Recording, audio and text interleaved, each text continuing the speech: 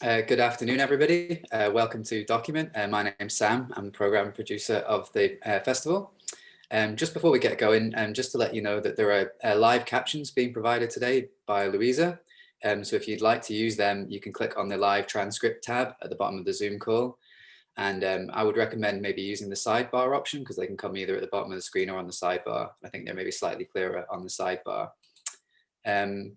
So yeah, totally delighted to welcome you to this afternoon's discussion around the film We're Still Here, which was made over 4 years in London with residents, and it touches on issues around social cleansing, gentrification, and the fight for affordable housing against the kind of full force of the neoliberal state.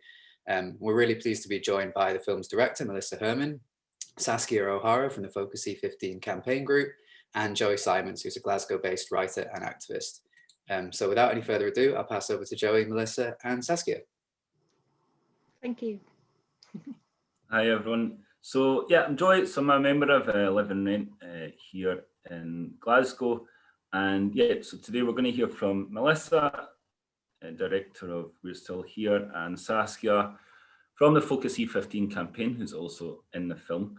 And so yeah, I think we're just going to kick off with some questions for Melissa and Saskia, have some discussion around the film, and then also maybe some different links and parallels between housing struggles in Glasgow and London. And then, yeah, if people have any questions as well they'd like to ask, can put in the chat and feed them in. So I thought I'd just start by asking, yeah, Melissa, just how did you come to make the film? Was it more like as a housing activist originally, or as a documentary filmmaker? And also, Saskia, you're in the film with the Focus E15 campaign, and I've seen you in quite a lot of different housing films that pop up. So just also, how's the campaign kind of used these films, or what role these films potentially played in campaigning work?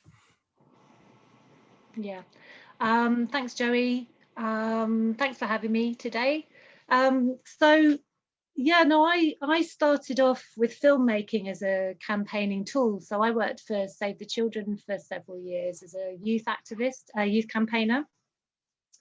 And so kind of my way into film documentary was through participatory group projects, using film as a way of putting across people's stories and people's views, and aimed at achieving specific messaging changes, basically. So I did a lot of work with the Forum 10 campaign in London, which was working around child poverty. There are actually four out of every 10 children living in London is living in poverty.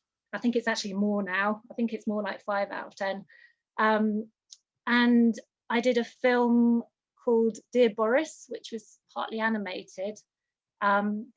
And as part of that, I got to, it was focused on overcrowded housing, and I got to hear the stories of some young people who worked on the project, and they made a massive impression on me. So one of them was, there was one story that a little boy shared, that he said that he had to go to sit in the toilet to do his homework, because that was the only place in his flat that was quiet enough where he'd get some peace and quiet.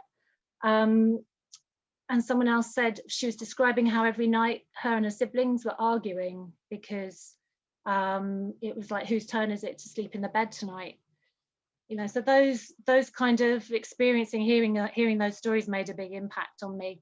And then, so I really wanted to do something about housing, and then started going to the meetings and met so many fantastic people, and really then became really just really wanted to make something that showed how people were fighting and how fantastically strong people are, and all these stories that you just don't hear. You just see a building knocked down and it replaced, and you don't know about all the people who called that place home, sometimes for decades. So I really wanted to do something that showed the people fighting back, and didn't show people as victims, but kind of collected together those stories. So yeah, that's how it came about, and that's how the kind of title came about, because that was what I wanted to get across, this kind of, this feeling of resistance, like we are still here, we're still fighting. Yeah, and then, you know, 4 Great. years later, I didn't think it was going to take 4 years at the time. Yeah, and yeah, it's just all the same problems going on. But yeah, I think that with the title, because I mean, there obviously has been a lot of films made, art, you know, there's a lot of articles about, you know, a London housing crisis and this kind of thing. But yeah, I mean, actually seeing how the campaigns have been organised and how people have been resisting, you know, different approaches people have been taking, you know, that just from a kind of housing perspective up here, you know, we found that really useful. And I thought, yeah, Saskia, how have you kind of engaged with these different films that the campaign has appeared in? And also, I don't know, if do you screen these films, or are they kind of useful in a campaigning context? Well, like it's a good question, and it's very relevant because actually it was only last week in our campaign meeting, which I was telling Joy and Melissa and the folk from the film festival that because we can't be out on the street as a campaign, which we would be every weekend, we are now having public online Zoom meetings at the same time every week, which anyone here can join, because obviously a Zoom meeting is a Zoom meeting and there's no location. And so at our meeting last week, the whole premise of the meeting was showing films and pictures so that new people that are engaged in the campaign can get an idea of our history and where we've come from.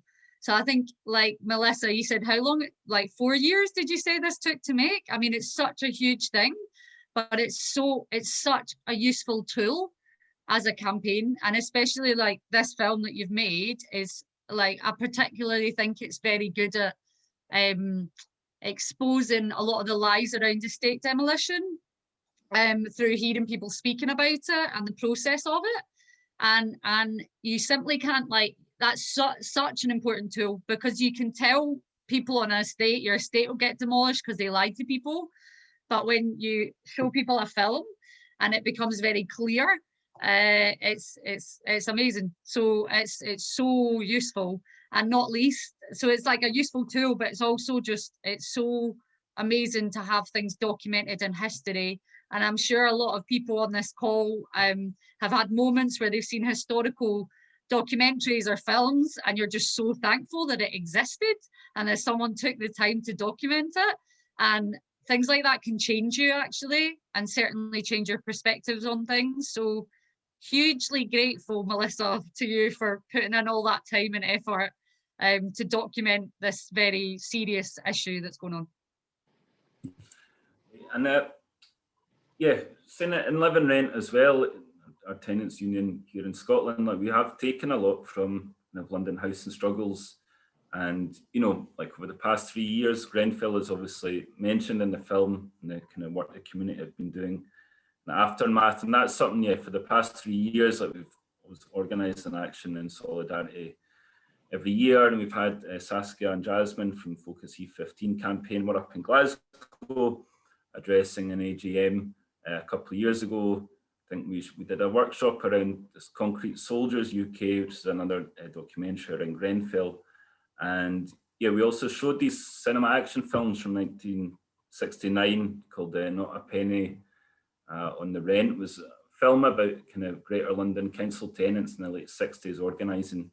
And yeah, kind of really inspired us to, I mean, we basically adopted that slogan for our own campaigning here. So I just thought, how did you kind of see the film for audiences outside of London? You know, and you showed it in the Sheffield Film documentary. It's been shown here in Document in Glasgow as well. So yeah, how do you think it kind of works for audiences outside of London? And yeah, are there features of the housing landscape and housing struggles in London that you think are unique, or what are the points maybe that are more general for other cities and towns going through these processes? Yeah, and I do think there's some kind of uniqueness around London because of the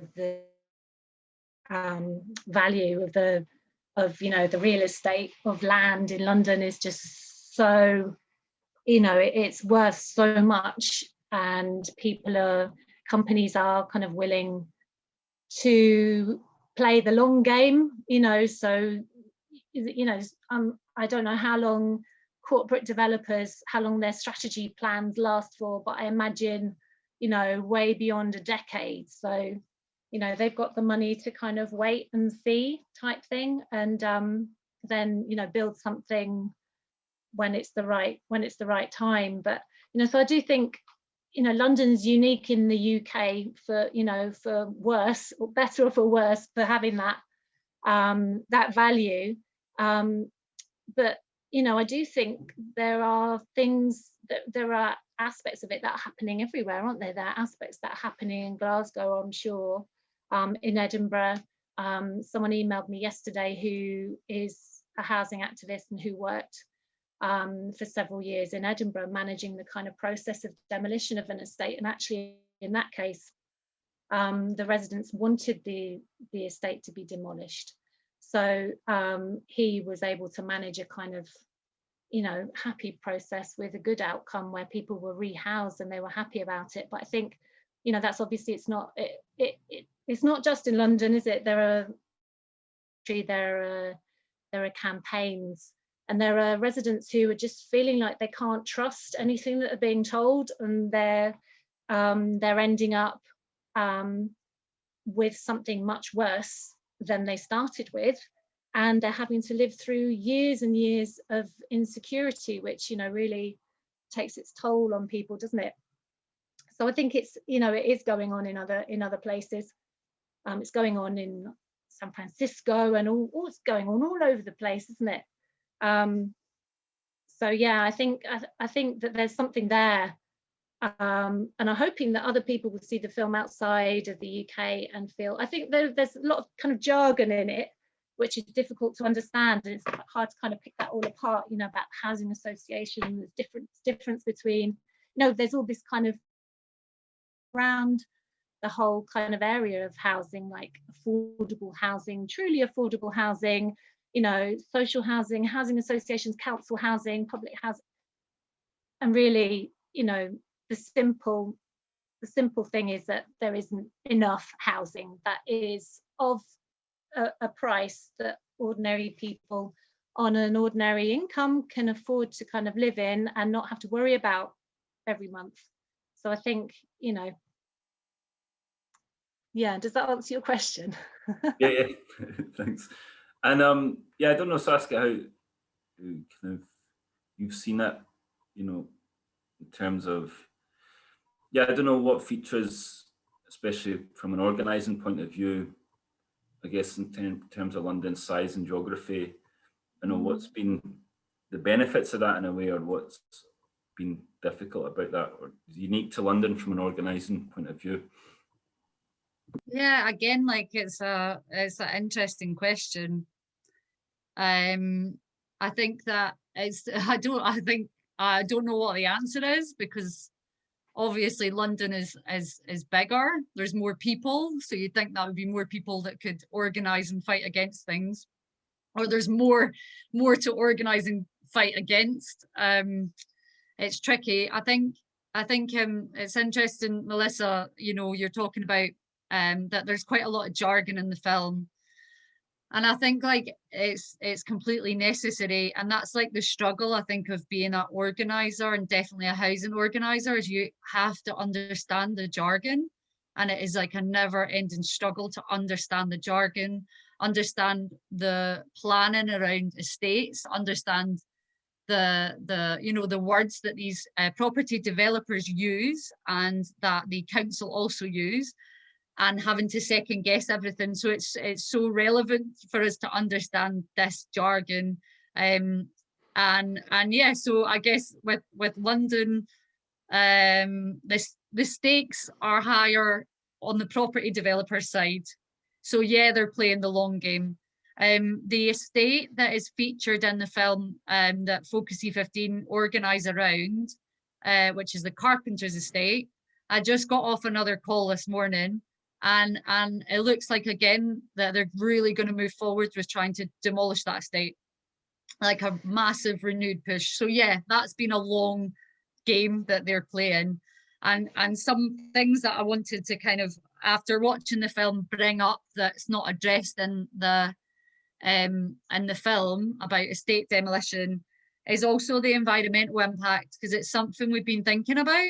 So like, we know that the amount of money it costs to decant an estate and house people is high. It's definitely higher than, and then to knock the estate down and then to rebuild it, and then 10 years later it's housing, as opposed to just refurbishing an estate and what's already there.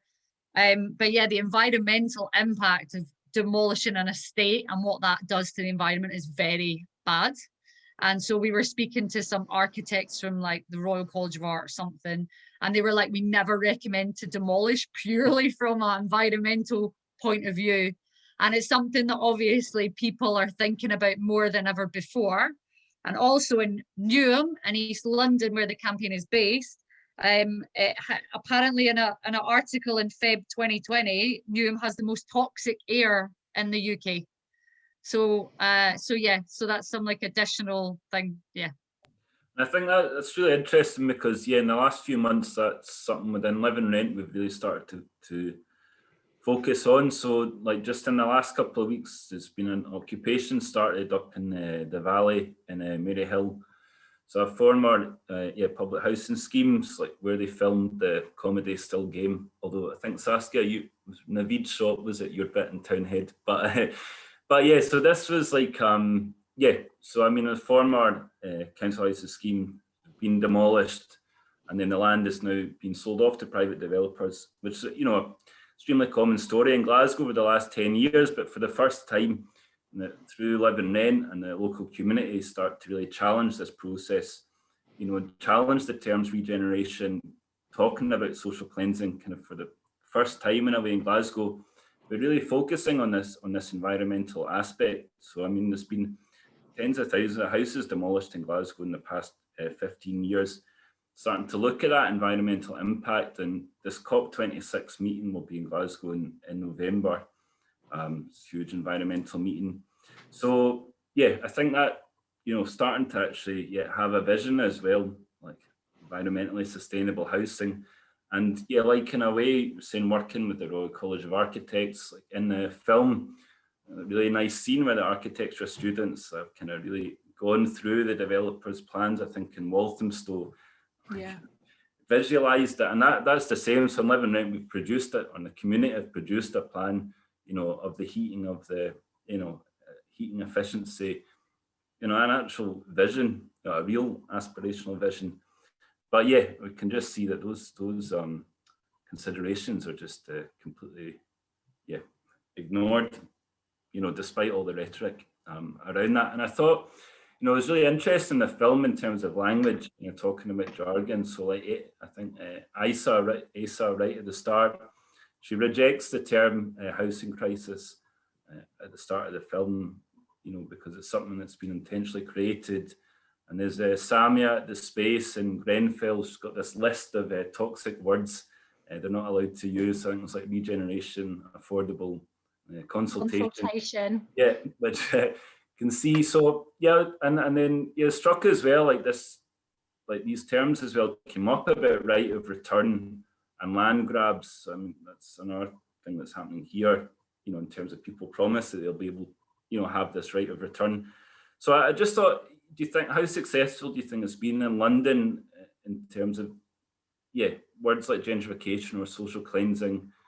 Are they now like part of normal conversation? Is it kind of, the developers' language is now being challenged, that people, can see what regeneration means, or still a kind of ongoing process? I think that's a good question for Saskia, because you're out on the stall, aren't you, every week? Well, in slightly more normal times.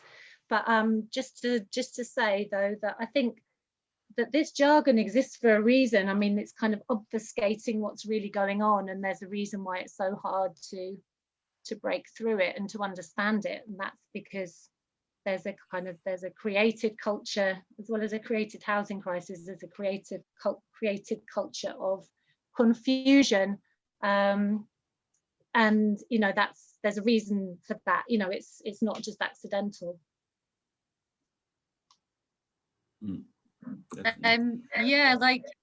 It's interesting in terms of the use of the word and the concept of social cleansing. I feel like that is widely used now, and like widely accepted that that is happening. And then there are definitely other factors where people are not understanding at all what a lot of the terms mean. And I've got a really good example for this, which is like my top favorite fact of the moment, because I think it's mental. It's essentially, it's what London living rent is. So it's called London living rent. Sounds nice, doesn't it? It sounds very nice.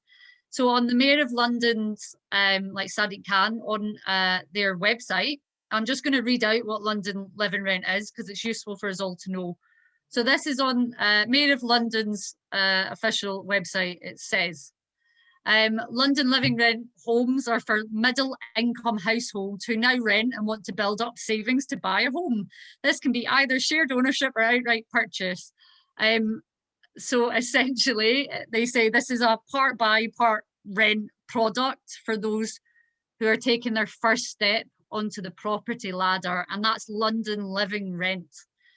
And we hear terms like London living rent, and we need to understand what they mean. They are absolutely aimed at middle class people who are actually going to be able to potentially buy a property in London, which is so far out of, it's not even for like middle class. I mean, you know, whatever, everyone kind of can understand what it would take to buy a house in London.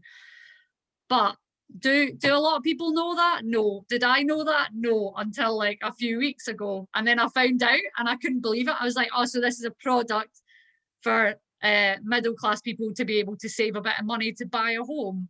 So like, I think again, like that this is going to be a constant battle to break through the new terminology that's used by the councils and by you know, these huge property developers. They come up with these terms and we have to smash through them, but that takes time. Yes. We've got a question in the chat here. I'll just read out. That's okay. So from Ellen, it says, one of the terms I thought really captured the unsaid policy of government and private investors was managed decline.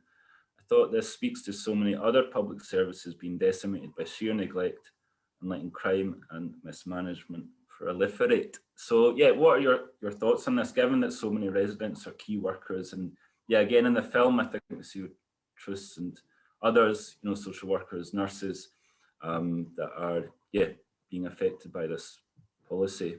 So yeah, Melissa, I don't know if you had any thoughts on that. Yeah, I mean, good question. You know, housing, I think the link between all the different services and different kind of aspects of what's important to us has become really clear with the pandemic. So, you know, seeing the link between housing and health, for example, you know, in Newham, which, you know, Saskia's been talking about and where Focus are active, that's the place with the highest death rate, sadly, for the virus. It's also the place with an extremely high key workers, extremely high number of ethnic minority groups, and the worst homelessness rate in the country. So all those things, you know, they've come together in this crisis that's been like a magnifying glass for all these different aspects of how we've just not been running things properly. We've not been valuing the right things. When I say we, but you know, but that it felt like right at the beginning of the pandemic, there was a kind of explosion of a desire to kind of look at things again, and that does feel like it's kind of it's gone away somewhat, but I'm hoping that it will come back again because that really needs to happen. Yeah. And yeah, and I think this yeah, I mean this idea of managed decline as well in Glasgow, I mean that has been a very deliberate and deep-seated policy. And I think I saw in another Q&A you took part in, Melissa. Yeah, it's not even really about individual areas now. I mean, it's the process that's happening to an entire city in terms of managed decline and gentrification and social cleansing. You know, it's like a complete urban process. And likewise in Glasgow, I mean, since of European city of culture at the end of 30, 40-year strategy to completely change the nature of the city. And a key part of that has been to mismanage, to stigmatise, to just let rot, basically, working class communities and public housing, to now, you know, reap the rewards for the developers who are coming in as apparent saviours. So yeah, sorry, this. So and I'll just bring in Saskia, and then I have a question for Melissa from. I was just going to say, like, in terms of managed decline, it's essentially like a mechanism to then allow private capital into that particular area that you're talking about, housing, healthcare. It's a tried and tested method. It's a tried and tested method, and that's why we see it across the board. Yeah, so it's it's never accidental, like Joey said. It's like a very it's not accidental. Yes. And then yes, we've got a question from Louis here to Melissa. So yeah, how did you find funding and support to make the film? Is there a strategy for getting it screened as widely as possible? And do you have any future projects in the pipeline? Oh, that's a lovely question. No funding. I didn't have any funding for the film. This is a film that I made in my free time, you know, so, which was brilliant because it meant I didn't have anybody telling me what I had to say or what I had to do. You know, there was no kind of limits. I was completely open for at least the first year. But it was a labor of love. It was a labor of passion, and it was hard. It was tough because it was, you know, well, just like it's the same as being an activist. You're putting in your free time after work. It's, you know, at the weekends, and it's tiring. But I was lucky enough to meet the most fantastic editor, Sian, who was also willing to give up her time for free. And she, you know, but then it became a shared project, and it was much easier then. And she was absolutely brilliant. Sian she's super detailed in a way that I'm really not, and she really helped me to kind of pull out the story and make sense of all these different policies in a way that hopefully makes sense to the audience. Because it's very difficult to work on your own, and then because you're so close to the material, you know, you were there and you feel so strongly about all the different people involved. So you kind of, you know, that was a really key moment for me, was finding somebody else who was willing to put in the love and the passion too. So yeah, so that was good. And then, I mean, it is difficult to, you know, all the film festivals, they you know, cost quite a lot of money to send your film around and so on. But you know, that's a limitation on what kind of festivals you can get to and so on. But I think, you know, there's so much appetite for content at the moment. I'm really hoping that maybe I can sell it to Netflix or something like that, because, you know, everybody's at home watching content, so that would be really good. Not just to get some of the money, but, you know, so really reach a wide audience, because I think there is a danger with films like this, that they kind of, you're preaching to the choir and they stay within those circles of people who feel strongly about them too. However, there's nothing really surprising to them. Really, what I want to do is kind of reach out to people beyond that. So I'm still working on that.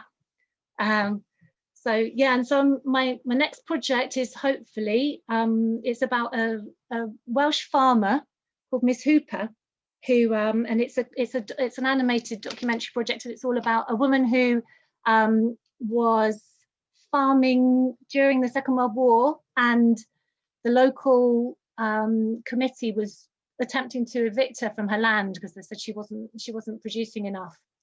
So, but she fought back. So there's a kind of common. It took me a while to even notice that it's also about the same thing, you know, being, you know, someone resisting, a woman resisting and fighting back and sticking her heels in and saying, no, I'm not going. So that's my next project. And I was going to say, it's obviously in a kind of amazing cast of women that are in the film. I mean, working class women, migrant women that, you know, are really in the lead of these struggles, as well as, you know, bearing the brunt of all the kind of psychological, economic, all the total costs, basically, of your home and your community being destroyed. And yeah, it's just, I think with Truss and with Jasmine, you know, talk about this process of politicization that they went through, you know, and the confidence they gained from campaigning, from their neighbours, from their family. So yeah, I was wondering if you could talk, I mean, in terms of the kind of the development that the women went through while you were, you know, making the film, you know, see, it's Michelle, you know, people, you know, 4 years in temporary accommodation, you know, huge amounts of pressure they were under. So I don't know, how did kind of, you know, that change over the course of 4 years? And I also wondered, just through making the film, did they get to kind of meet each other, or were links kind of built between the different campaigns and areas in the process of making the film as well? Yeah, I mean, that's something that I did really notice change over the 4 years of the film, of being involved in these campaigns, is that there started to be all this kind of interlinking. And so, you know, Truss and Ison know each other, and then Ison and Focus, very good friends. I mean, everyone knows Ison, so she's amazing. So there was this kind of growing feeling that, I think Truss says it in the film, that, you know, you kind of start off thinking it's only you, and then you realize that actually it's impacting on everyone. And I think that was, I feel like it wasn't just me realizing that. I think there was an actual progression in terms of the campaigns in London over that period. And I think obviously there's loads more campaigns that aren't in film, but I think there was much more, there was a growing awareness of the kind of scale of what was going on, and people, being much more in touch with each other, which was great. I mean, I do think in terms of, you know, Michelle, for example, she's just very busy surviving in her own universe and own world, and kind of fighting for herself and for her neighbours. So she's not necessarily someone who would perhaps go to campaign meetings in other areas. But I think, you know, Grenfell obviously it just brought everyone. Everyone has got a feeling about Grenfell and wanted to participate in some way in that kind of process of mourning for what had happened, and also to get justice, which obviously is still continuing. So yeah, I think Grenfell did really galvanise people as well. But it wasn't difficult to meet fantastic women who were working as activists, and who are just putting their hearts into supporting people themselves and people around them. So that was, there was a process of, it was Anita who's in temporary accommodation, and she's still in the same flat. Mm-hmm. Lives on the Carpenters, so I'm not sure what the news about the demolition going ahead again, whether that will impact on her, and I imagine it will. But sorry, I'm rambling now. Can't remember what I was going to say. No, it was good to hear, and it just I guess it's just that thing between survival, but also like in the process of resisting that. So another survival strategy. But I think it's for the woman that was on the Carpenter's estate. I've just forgotten her name. Anita. Anita, but she's literally being hemmed in by these luxury flats that you just are forced to look at day and night, exactly what you can't access. And even I was working with some young people in Townhead, just at the top of Glasgow city centre, and was the same process is happening through like different colleges, space and like student flats, and you're just forced into this tiny, it's a kind of living metaphor of your situation day and night. So I mean, just the strength for to survive, at all was amazing. We've got a question here from Rachel for Joy and Saskia. So I was wondering how lockdown and social distancing has potentially affected campaigning. Have you found it more or less effective campaigning online compared to in person? What changes in strategy had to be made? Yes, that's a really interesting question for Saskia. And just as well, maybe not just through lockdown, but over the course of the last 4 or 5 years of the campaign, what other kind of tactical, strategic kind of developments have taken place? It's a very relevant question. And during the first lockdown, we reacted very quickly to it we had like a Zoom meeting on the first Saturday that lockdown had happened, before anyone was using Zoom. Probably didn't do anyone any favors there by, making sure they were on Zoom early on, but we did.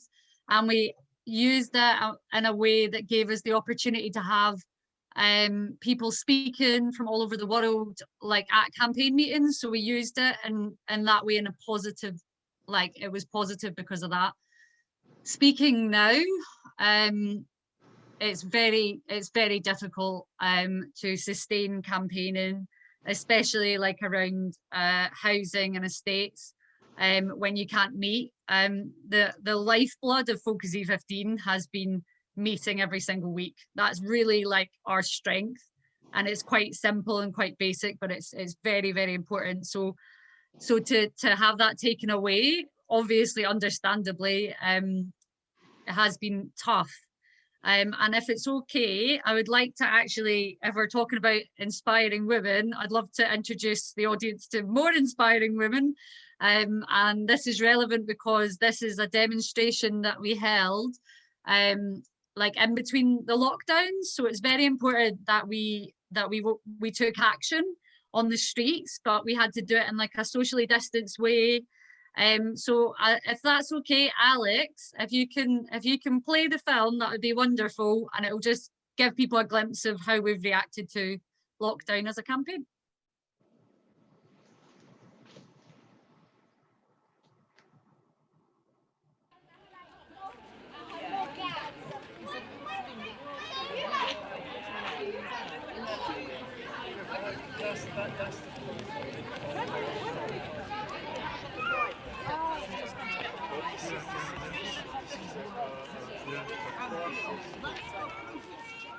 For 13 years, flats lays on the carpenter's estate empty, while families like ourselves has to suffer in overcrowded accommodation like this. Shame on you, Newham. Open the homes now! The carpenter's estate must be opened and repopulated. Repopulate! Carpenter's estate! Repopulate! Carpenter's estate! What do we want? Houses! What do we want? Houses! When do we want it? Now! When do we want it? Now! What do we want? Now! My name is Hadi. I live in Brimstone House for 1 year, 10 months now. And I'm there with 2 kids. My room is very small, no space. My son don't have place even to do his homework properly. We are tired. We need help from the council. Yes! We need help from Newham Council. Thank you. My name is Kanja. I moved here now for 1 year and 5 months. And when I just come newly, it was 1 bed because it's 1 room. So I have 2 kids and myself. 2 kids, I sleep in the ground since I moved in, and my kids sleep in the bed. That's how I live in the house. Thank you so much. Since I moved, my boiler is not working, and they told me to use the booster. And the booster is very expensive. I can't pay it. I'm a single mom, and I work part-time, so it's very hard for me to pay it. So all we just need help, because we are all paying taxes. We are all working for this country. They keep telling us they don't have houses, and this is just look, this is empty. We need to be proud and confident about speaking out, because if you're confident about speaking out, you can be assured that we're going to be standing with you, and you will not be alone. Council, hear us say, empty homes, no way!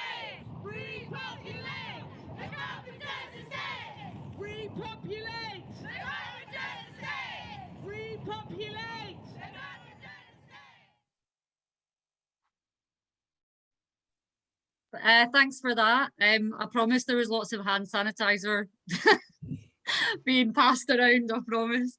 But yeah, like a Zoom meeting can't take the words have gone from my head, but it doesn't do what that does, which not least it gives people confidence. It makes people feel like the fight back is worth it and that you're a collective doing it and it's not an individual thing. So it's still very important to take action where we can and how we can. Now, I would say in Scotland, yeah, the union, I mean, we've had a massive expansion really in the last 12 months, and the focus, you know, in private housing to campaign for a serious ban on evictions in Scotland, which finally kind of achieved in January, extended to end of March, and also a big expansion are organising in social housing and just demanding that housing associations and councils, you know, maintain adequate cleaning within social housing and tower blocks throughout the pandemic.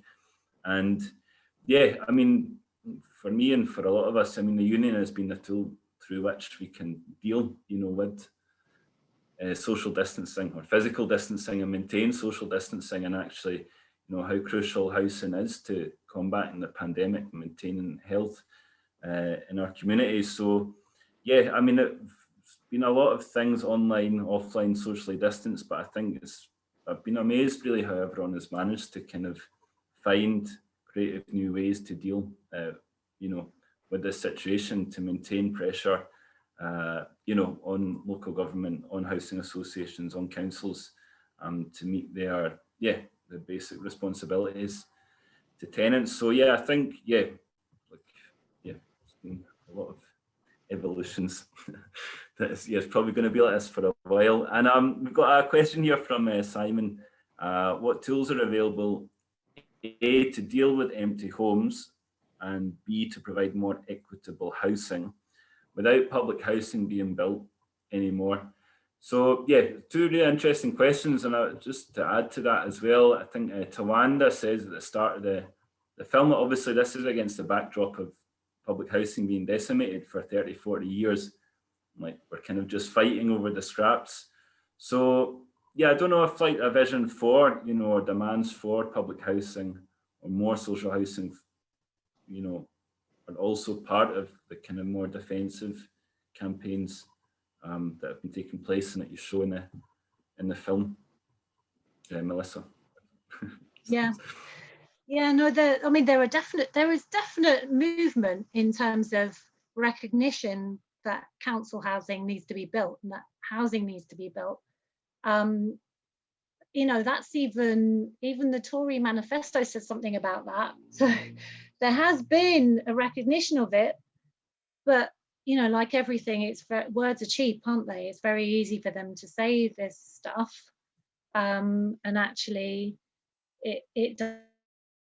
there's a real role for groups and for individuals too to be holding policymakers to account and to be following up on what they've said and trying to get them to actually do what they say they will do. I mean, there's a case in point with Section 21, which is there's been a big campaign to stop Section 21 evictions, and that was in the Tory manifesto that last, I think, November or December.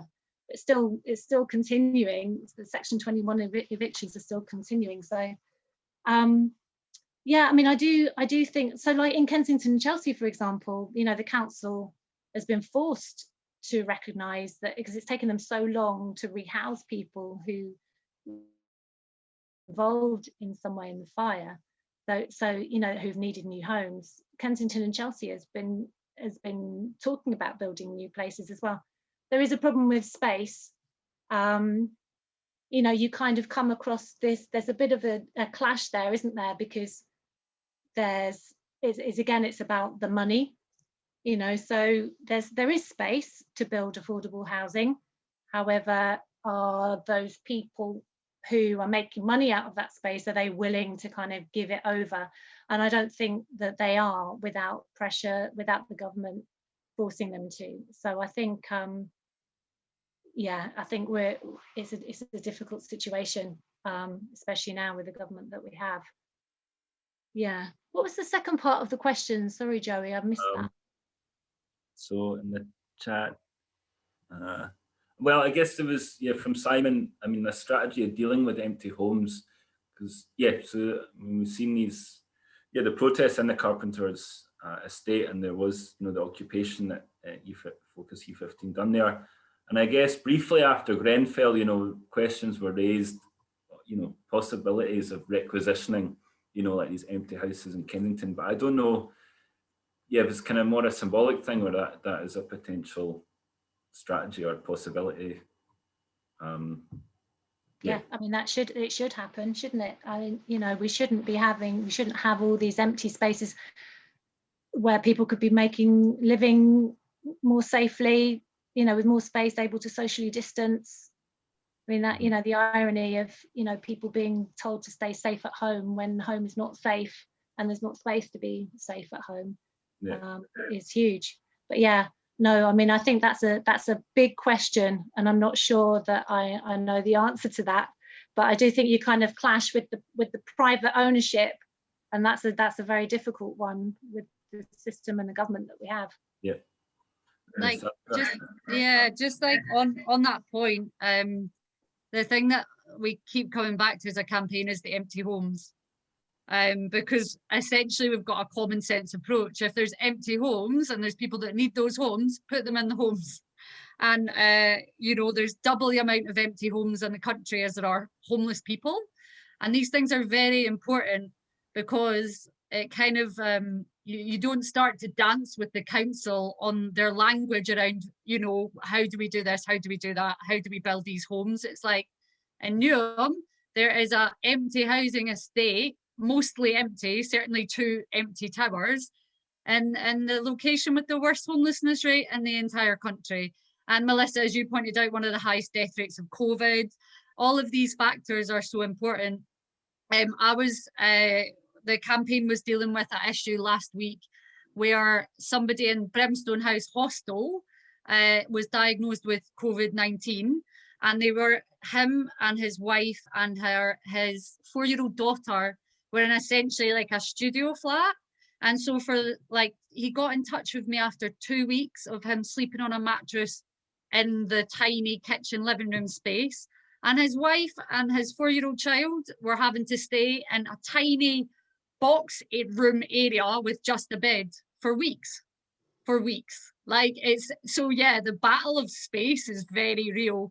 It's completely insulting, I think, to have these homes empty. And on the, you know, what tools are available, I would say campaigning, the law, good architects, common sense, anger. Those are the tools that I think are available for us to use. And just to finish, the question also reminded me about a part of the film that I really enjoyed, where they had, like, I think it's in Haringey, about the Haringey development vehicle, and they had a councillor speaking about it, and she stood up and she was like, well, what did she say? Like, I don't really like this, but we have to deal with the world as it is, not as we want it to be, or something along those lines. And it's like, nah, sorry, I'm going to deal with the world as I want it to be because we have to move forward. That's it. So yeah, I really liked how she framed that because it's very useful to kind of summarise what councils do and what we are not going to do. Yeah. Absolutely. You stole my closing line. I was going to. I did. Oh my God, Joey, great minds, great minds. Yeah, because I mean, it's an incredible, I think, I mean, it's like the pivot of the whole film is this meeting where the community is confronted with the councils and the developers just sitting there in their suits. It's so blatant, like what is going on? But yeah, it's just for someone hard to stand up here. Politics is about engaging with the world as it is rather than the world as we may want it to be, which I think hopefully is the exact opposite of all of our definitions of politics. So I think we've just got a few minutes left. So Melissa, maybe as a filmmaker, what is kind of your vision of the world as you want it to be? You know, and what's kind of your vision going forward? And also Saskia, just utopian. You know, what do you really hope to see, you know, over the next few years, even if reality is different? I mean, I would love to see you know, I think this is a brilliant opportunity. I mean, that's probably one of Samia's toxic words, opportunity. It's been overused, but I think there is an opportunity now for us to rethink the way we've been organising things. There's going to be so many people unemployed, you know, in the same way as after the Second World War. Let's get to work and train people, retrain people, build the health service, build housing that actually, you know, people can afford to live in, build better schools. You know, we need more space in schools. That's one of the problems that, you know, that we have, is that schools are so unsafe because, you know, with bubbles of 200 kids, because there isn't enough space. You know, I think all those things and more, you know, all of those things should happen and could happen. There's no reason why they shouldn't happen, apart from just a few greedy people. Hey, that's the way I see it. Great. And Saskia, final vision. The final, yeah, like, okay, so what I'm going to say is that, so earlier in the chat where you asked, like, is social cleansing a word that people are now kind of accepting and using? Is it in our language? And it is. So I would like people to start using and understanding and being aware of what capitalism is, basically, because we should be, if we do not understand that, then we are not going to understand what happens with housing. We're not going to understand what happens with health, etc., etc. So if I could have just a little thing in the next few years, it would be that we all have an understanding of what capitalism is, and we're openly discussing it and openly discussing if it works for us or if it does not. But we're not even having those conversations, I don't think, and we need to all be having those conversations, because without that, we can't really be talking about the solutions. So that's what I would say, Joy. So it wasn't too pie in the sky, was it? It was all right. Capital. What about you? Next Tuesday. Well, for me, I think the key question is, again, is in the film, is about power, because I think we can kind of make all the demands that we want, but unless we actually build a long-term grassroots strategic organisation, especially in working class communities that have been kind of politically shut out and ignored, you know, by all sides of the political spectrum. And I think really housing organisation is kind of starting to do that for the first time in a long time, and definitely in Glasgow, seeing like in Maryhill and in the Wynford and, you know, Castlemilk and Pollock Shaws, you know, that for me is the future. But yeah, in a way, unless we build power, we don't really have the right to make any demands, you know, and that is our key task in the next few years. And I think, yeah, but I think that is happening, and it's been amazing to see Melissa's film, to speak to you, and to, just to say that people are still here, we're still fighting, still organising, you know, and not just in an abstract sense of solidarity, but we're really taking a lot from seeing those other struggles and to, you know, to exchange these ideas and these tactics through film and through conversation. So I'd like to, I think we're coming to the end, 2 o'clock. So yeah, just like to thank Melissa, and just to urge everyone to view the film. I think it's up until tomorrow through Document if you've not seen it already. But the Focus E15 campaign online, and now through the wonder of Zoom, you can now also sit through weekly campaign meetings. And if you're in Scotland, we've got a dozen branches in Glasgow, in Edinburgh, Lanarkshire, Aberdeen, Dundee. So definitely, get involved locally where you can. So thanks everyone. Apologies if I didn't get to your question. Hopefully we can continue the discussion somewhere. In the pub. In the pub. Aye. If only. Thank you. Thanks everyone. Thanks for Document for hosting the event and putting on such a great festival.